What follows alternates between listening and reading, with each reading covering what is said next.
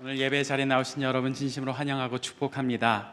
오늘은 2018년 마지막 금요 성령 집회 날입니다. 하나님께서 우리에게 주셨던 사명, 우리의 기도 제목, 주님의 뜻 이 땅에 이루소서라는 표어로 1년 동안 열심히 달려오신 여러분, 주님의 이름으로 축복합니다.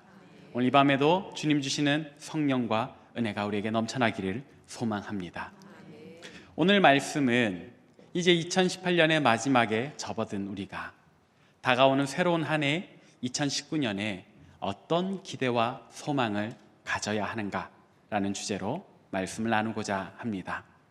기대, 소망, 이런 이야기를 들으시면 여러분들은 어떤 기분이 드십니까? 저는 이 기대라고 하는 말, 소망이라고 하는 말을 들을 때면 참 기분이 좋습니다.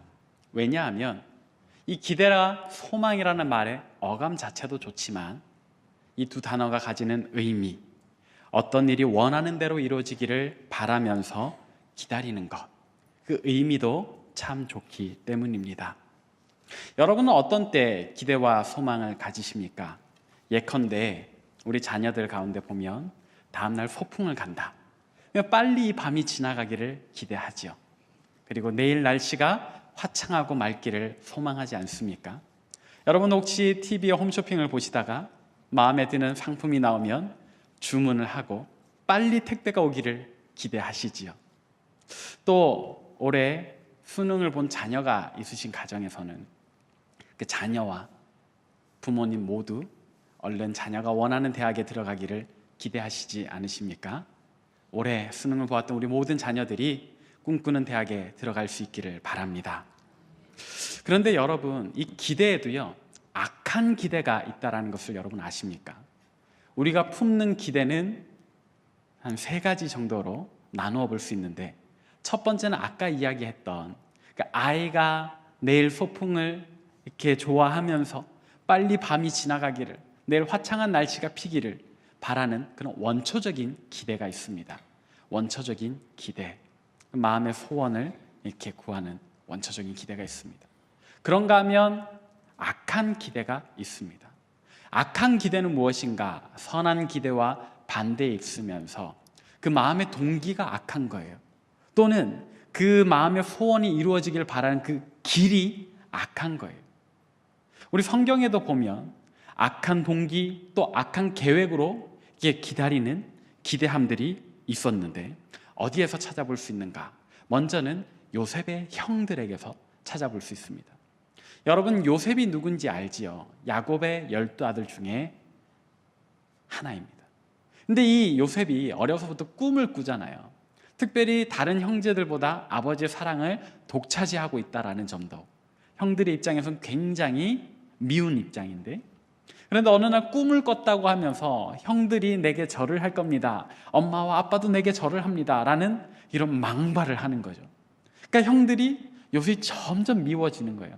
그래서 어느 날 요셉을 멸시하는 말로 꿈꾸는 자가 오고 있다 하면서 어떤 악한 기대를 품는데, 창세기 37장 2절을 함께 읽어보도록 하겠습니다. 시작.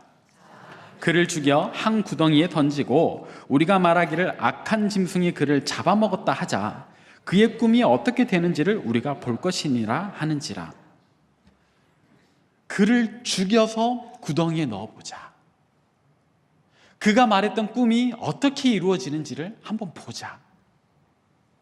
여러분, 이웃지간에도 그를 죽여서 그가 꾼 꿈이 어떻게 되는지를 보자 하는 기대를 가지기 힘들 겁니다.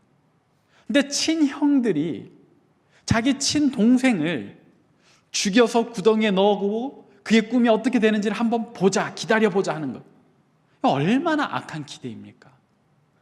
요셉의 형들만이 이런 악한 기대를 가진 것이 아닙니다. 모압 왕 발락을 아십니까? 모세가 이스라엘 백성들을 데리고 출애굽을 해서 이 광야 생활을 거친 뒤에 약속의 땅 가나안으로 옵니다. 그 길목에 모압이라는 민족이 버티고 있습니다. 모압 왕 발락이 마음이 조마조마합니다. 저 노예 민족인, 그러나 만군의 여호와 하나님이 인도하시는 이스라엘이 오면 우리나라가 멸망할 텐데 저들을 무너뜨려야 되겠다, 저들을 고꾸라뜨려야 되겠다, 저들을 쓰러뜨리기 위해서 발락은 하나님의 선지자라고 하는 발람을 초대를 합니다. 그리고 이 발람에게 많은 돈을 주면서 요구를 하죠. 저 이스라엘 민족을 저주해 달라고 말이죠. 그래서 저들이 무너져 내리도록 해달라고 말이죠. 이 모압 왕 발락의 마음도 이스라엘 민족을 넘어뜨리고자 하는 그런 악한 기대를 가지고 발람을 초대했던 일이 있죠. 그뿐만이 아니라 사도행전 12장에 이제 예수님 탄생 당시의 헤롯 왕 말고 또 다른 헤롯 왕의 이야기가 나오는데, 이 헤롯 왕은 어떤 왕인가? 예수님의 12제자 중에 야고보를 순교하게 만든 인물입니다. 이 헤롯 왕 역시도 유대인들의 환심을 사기 위해서 유대인들이 싫어하는 예수님의 제자들을 붙잡는데, 그게 바로 야고보와 베드로입니다. 먼저 야고보를 칼로 죽입니다. 그랬더니 유대인들이 너무 좋아하는 겁니다. 자기 인기가 올라갑니다. 자기 정치적인 지지가 확고해지기 시작합니다. 그것을 보고 헤롯이 무슨 생각까지 하는가?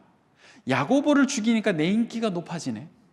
야고보를 죽이니까 내 정치적인 기반이 단단해지네. 그럼 이제 누구를 죽이면 될까? 베드로도 죽이자 하는 생각까지 갑니다.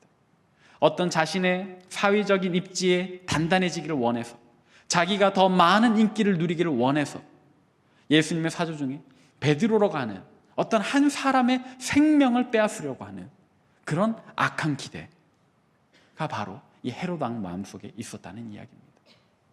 자, 악한 기대에 대한 이야기는 여기까지 하고, 그렇다면 선한 기대는 무엇인가? 이 악한 기대의 반대쪽에 있는 우리가 품어야 하는 이 선한 기대는 무엇인가? 악한 기대가 악한 동기와 잘못된 방법으로 이루어가는 것이라면, 선한 기대는 선한 동기와 선한 방법으로, 올바른 방법으로 이루어가는 그런 기대라고 할 수 있겠습니다. 특별히 우리는 하나님의 아들이신 예수 그리스도를 믿는 사람들이기 때문에 우리의 선한 기대는 당연히 예수 그리스도와 결부되어 있어야 하겠죠. 그 모델이 바로 오늘 본문에 나오는 바울의 기대입니다. 오늘 본문에서는 바울이 자기가 품고 있는 어떤 기대와 소망을 우리에게 알려주는데, 바울은 어떤 기대와 소망을 가졌는가? 우리가 본문 말씀 20절을 함께 읽어보도록 하겠습니다. 시작. 나의 간절한 기대와 소망을 따라 아무 일에든지 부끄러워하지 아니하고 지금도 전과 같이 온전히 담대하여 살든지 죽든지 내 몸에서 그리스도가 존귀하게 되게 하려 하나니. 아멘. 바울은 어떤 기대와 소망을 가지고 있습니까? 나의 간절한 기대와 소망을 따라 아무 일에든지 부끄러워하지 않기를 원한다. 오직 전과 같이 지금도 담대하기를 원한다 라고 이야기를 해요. 도대체 바울은 어떤 상황에 있기에 어떤 일에도 부끄러워하지 않기를 원한다고 하는 걸까요? 그가 걱정하는 이 상황은 무엇일까요? 오늘 본 말씀은 사실 사도행전 28장 조금 뒤에 나오는 이야기입니다. 다시 말해서 바울이 로마의 구류 상태로 있는 겁니다. 바울은 갇힐 만한 어떤 죄도 저지르지 않았지만 예루살렘에서 예수 그리스도를 전한 일 때문에 유대인들이 소동을 벌이고 그를 죽이려 하자 이 천부장이 바울을 보호하기 시작하죠. 그러면서 네가 어떻게 하려느냐, 예루살렘에서 너희 민족에게 재판을 받겠느냐 했을 때 바울이 아니 나는 로마의 시민권자니까 로마에 가서 황제에게 재판을 받겠다라고 이야기를 해요. 그래서 우리가 아는 대로 우여곡절을 겪은 끝에 로마에까지 옵니다. 그리고 이제 황제의 재판을 기다리고 있는 거예요. 그럼 이때 당시에 바울을 재판할 황제는 누구인가? 저 악명 높은 네로 황제입니다. 네로는 어떤 황제였는가? 로마에 대화재가 났을 때 한간에는 이 로마 도시에 이 구획이 마음에 들지 않아서 네로 본인이 직접 불을 질렀다라고 소문이 도는 그런 포악한 황제. 그런 소문이 들 때에 어떤 자신의 결백함을 입증하고자 혹은 이전에도 눈에 가시처럼 여겼던 유대인들을 핍박하고자 그 화제를 저지른 일이 사실은 유대인이었다라며 누명을 씌워서 많은 수의 유대인들을 죽여버린, 핍박했던, 유대인이 아니죠, 기독교인들을 죽여버리고 핍박했던 그런 황제가 바로 네로입니다. 물론 오늘 본문의 상황은 이 로마 화재 좀 전의 일이기 때문에 아직까지 이 직접적인 이 그리스도인 박해는 일어나지 않지만, 그러나 그전에도 네로는 계속해서 그리스도인들을 미워했다라는 것, 우리는 쉽지 않게 짐작할 수 있죠. 자, 그런 황제에게 재판을 받아야 한다. 더더욱이 무엇 때문에? 그리스도인이라는 사실 때문에, 그리스도를 전했기 때문에 재판을 받는다. 그 재판의 결과가 사실은 쉽지 않겠죠. 물론 그가 사형에 처할 만한 그런 죄를 저지르진 않았지만, 그러나 네로 황제가 기꺼이 무죄를 선언할 리 만무하고, 또 까딱 잘못하면 원래도 그는 그리스도인들을 싫어하기 때문에 다른 죄목을 엎쳐서 사형에 처하게 만들지도 모르지요. 자, 그 재판장의 상황은 어떨까요? 바울은 혼자서 아마도 재판장 한가운데 서야 할 겁니다. 그리고 그를 의아하게 여기는 대다수의 로마인들, 그들의 시선을 받을 테고, 또 그들 중에 몇몇은 반드시 죽이리라 하는 날카로운 눈매를 반짝이는 유대인들의 시선도 보일 테고, 그리고 세상에서 가장 거만한 표정과 눈빛으로 저 높은 재판관의 자리에서 자기를 내려다볼 황제의 시선도 감내해야 하는 바울. 그 자신도 그 재판장의 자리가 쉽지 않은 거예요. 부담이 되는 거예요. 혹여나 그 앞에서 주눅들까? 혹여나 그 앞에서 연약한 모습을 보일까? 그래서 오늘 바울은 이야기를 하는 겁니다. 내가 어떤 상황에서도 부끄러워하지 않으리라. 부끄러운 모습을 보이지 않으리라. 오직 지금 너희 앞에 서 있는 것처럼 나는 담대해서 무엇을 나타내기를 원한다고요? 오직 주님만 존귀하게 되게 하려 한다고. 이 말은 오직 주님께만 영광 돌리려 한다, 이 말이에요. 바울의 간절한 기대와 소망은 내 앞에 아무리 불편한 자리가 있어도, 아무리 거북한 자리가 있어도 거기에서 내가 담대히 나아가서, 그것으로 내가 담대히 나아가서 오직 주님께 영광 돌리기를 원하는 것, 그것이 바로 바울이 오늘 우리에게 이야기하는, 우리의 모델이 되어야 하는, 우리가 모델로 삼아야 하는 선한 기대와 소망이라는 거죠. 바울은 왜 이런 기대와 소망을 가졌는가? 오늘 본 말씀 21절에 나오는데 함께 읽어보도록 하겠습니다. 시작. 이는 내게 사는 것이 그리스도니 죽는 것도 유익함이라. 아멘. 이미 바울은 주를 위하여 사는 사람이었어요. 그렇기 때문에 바울은 로마의 재판관의 자리에, 그 재판장의 자리에 서서 저 유대인들이 악합니다, 우리 그리스도인들은 뭐 괜찮습니다, 뭐 그런 다른 이야기 하고자 하는 게 아니에요. 오히려 바울은 이미 여러 번 본인이 스스로 이야기했다시피 나는 로마에서도 예수를 전하리라 라는 기대와 소망을 가지고 있어요. 왜요? 이미 그는 살든지 죽든지 주님을 전파하면서 살기로 결단한 사람이기 때문에, 내가 살아있어도 혹 재판장에서 무죄를 선고받고 살게 되면 더 열심히 다니면서 주를 전파하리라, 혹 내가 유죄를 언도받고 사형을 당하게 된다 할지라도 예수 그리스도 전파되면 오히려 내가 살아서 전하는 것보다 더 복음이 전파될 테니까 그걸로도 나는 기쁘다라는 어떤 자기 믿음의 고백을 우리에게 나타내는 거죠. 근데 여러분, 이 기대와 소망이, 바울의 이런 기대와 소망이, 그 결단이 여러분들은 이해가 가십니까? 많은 사람들이 바울이 도대체 왜 이렇게 사는지 이해하기 어려워합니다. 왜냐하면 오늘 우리가 살아가는 세상은 절대로 그것을 선하다라고 이야기하지 않기 때문입니다. 오히려 세상은 우리에게 악한 기대를 자꾸만 제시하면서 오히려 이것이 선한 거야, 이것이 옳은 거야 라고 우리를 유혹하기 때문입니다. 그래서 우리도 인식하지 못하는 사이에 이 세상이 제시하는 악한 기대를 선한 기대인 양 여기고 있기 때문입니다. 이런 속담이 있더라고요. 눈이 셋 달린 사람들이 사는 세상에서는 눈 둘 달린 우리가 비정상이라고 말이죠. 여러분, 어떤 상황인지 이해가 가십니까? 우리는 다 눈이 둘이잖아요. 눈동자가 두 개가 있잖아요. 그 눈동자가 두 개인 우리끼리 사니까 우리가 정상인데, 어떤 가상의 세계가 있어서 거기에는 눈이 세 개가 달린 사람들이 사는 세상이라면 거기에 간 우리는, 그 사람들이 정상이고 우리가 비정상이겠지. 이 지금 살아가는 세상이 원래 하나님께서 그렇게 창조하신 것은 아니지만 공중의 권세 잡은 자가 그런 가치관을 세상에 퍼뜨려 가면서 어느새 이 잘못된 악한 기대가 마치 정상인 것처럼, 우리가 품는 이 바울의 기대가 비정상인 것처럼 여기게 되었다, 이 말입니다. 그래서 세상에서 지혜 있는 사람은 남을 모략하는 사람이고, 세상에서 능력 있는 사람은 남을 짓밟는 사람입니다. 세상에서는 조금 더 많은 부를 가지기 위해서 이중장부 쓰는 것이 당연하게 되었습니다.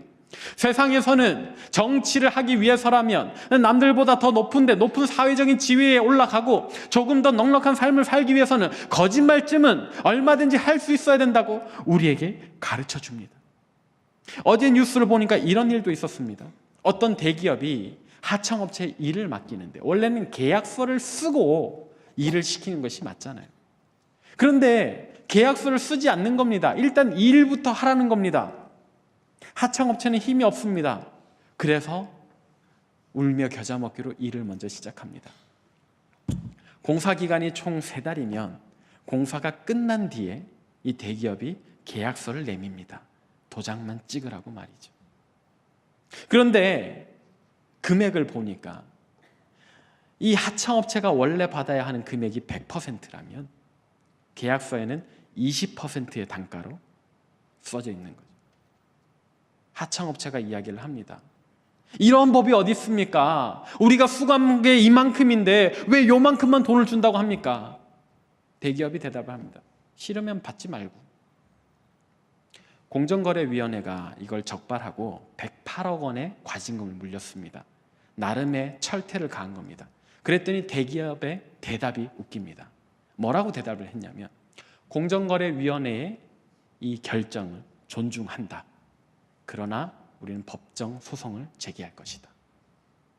인정한다는 겁니다. 그러나 철퇴는 맞지 않겠다는 겁니다. 사회에서는 어쩌면 이 대기업이 이길 거라고 봅니다. 그들에게는 그럴 수 있는 힘이 있기 때문이죠. 잘못된 일을 하면서도 뻔뻔스럽게도 자기 얼굴을 숙이지 않습니다. 오히려 더 뻔뻔하게 나옵니다. 더 대담하게 나옵니다. 그리고 자신들이 가진 힘으로 거짓이 옳다라고 만들어버리려고 합니다. 이런 세상에서 우리는 어떤 기대와 소망을 가져야 할까요? 눈이 3개인 세상에서 우리도 마치 눈이 3개인 양 이렇게 하면서 돌아다녀야 하는 걸까요? 아니죠.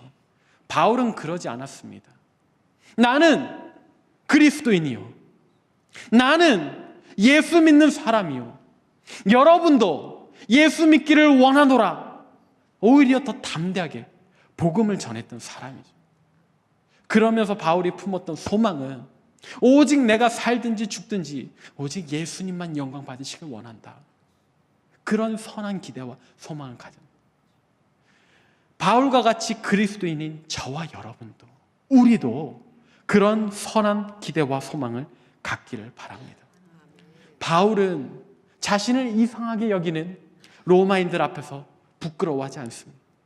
바울은 자기를 죽이려고 죽음의 광선을 쏘아내는 그 유대인들의 눈빛에도 굴하지 않습니다.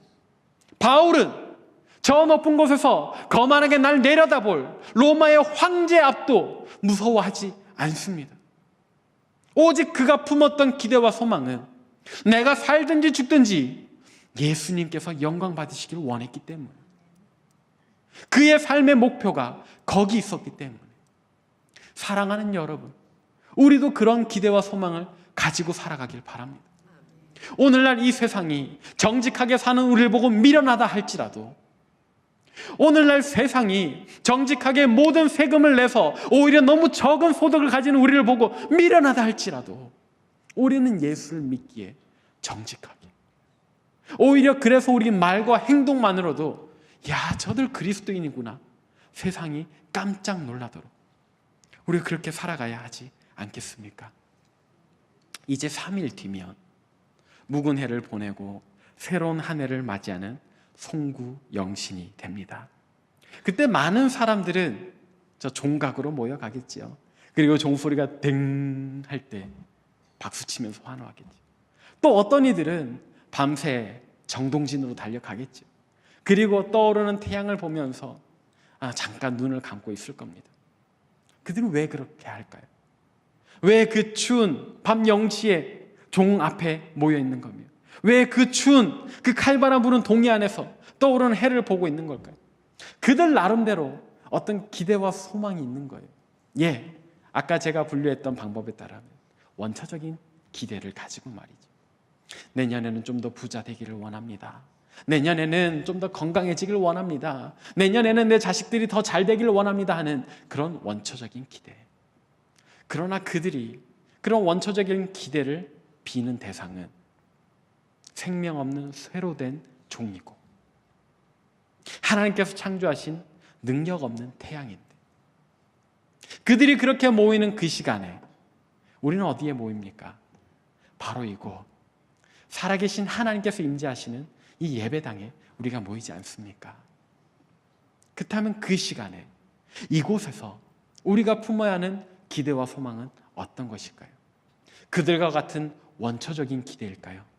아니면 세상이 이야기하는 악한 기대일까요? 아니요. 우리가 3일 뒤에 바로 이곳에서 품어야 하는 기대와 소망은 2019년을 맞이하면서 우리가 가져야 하는 우리의 기대와 소망은 바로 바울이 보여줬던 그 선한 기대와 소망, 오직 내가 살든지 죽든지 예수 그리스도만이 영광 받으시길 원한다는 존귀하게 되시는 그런 기대와 소망인 줄로 믿습니다. 그런 기대와 소망을 갖는 저와 여러분 되시길 바랍니다. 자, 그럼 조금 더 구체적으로, 그러면 우리가 어떻게 예수님께서 영광 받으시기를 그렇게 기대할 수 있을까요? 그렇게 소망할 수 있을까요? 그것은 우리 교회가 이제 내년부터 붙잡고 갈 표어에 있습니다. 내년에 우리 상당교회 표어가 뭐지요? 선교적 교회, 세상을 향해 가라. 아멘. 선교적 교회, 세상을 향해서 가라. 우리가 선교적 교회라는 이겁니다. 우리가 세상을 향해서 가야 된다 이겁니다. 무엇을 가지고요? 오직 주님께 영광 돌리겠다라는 그런 각오와 다짐을 가지고 우리를 통해서 주님 영광 받으시길 원한다는 그런 선한 기대와 소망을 가지고 말이죠. 자, 그럼 선교적 교회란 무엇인가? 담임 목사님께서 이미 잘 설명하셨죠. 선교 활동을 더 많이 하는 것이 선교적 교회가 아닙니다. 우리의 일상 속에서 우리의 말과 행동이 마치 바울과 같이 그리스도인이 되어, 진짜 그리스도인이 되어 우리의 모습만으로도 주님이 전파되는, 복음이 전파되는 그런 모습이 바로 선교적 교회지요. 그럼 이제 우리가 품어야 하는 기대와 소망은 나의 일상 속에서, 우리의 일상 속에서 그냥 우리의 말과 행동으로 주님을 전하는 것, 어려운 일이 아닙니다. 한 가지 예를 여러분들에게 소개하고자 하는데, 93세로서 아직도 현역으로 의사로 이렇게 진료를 보시는 분이 있습니다. 사진을 한번 볼까요? 저는 93세 재활요양병원에서 일하는 한원주입니다 라는 분, 한원주 원장님이십니다. 나이가 93세, 1926년에 태어나서 1949년에 결혼을 하고 미국 시카고로 유학을 갑니다. 우리나라의 335번째 의사입니다. 그 시절을 생각하면 엄청난 인텔리죠. 신여성입니다. 근데 저분이요, 지금도 진료를 보세요. 요양병원에서. 근데 제가 여러분들에게 지금 저분을 소개하는 이유는 저분이 그때 그렇게 대단한 여성이었기 때문에 소개를 하는 것이 아닙니다. 지금 93세나 되는 고령에도 진료를 보시기 때문에 여러분들이 소개를 하는 것이 아닙니다.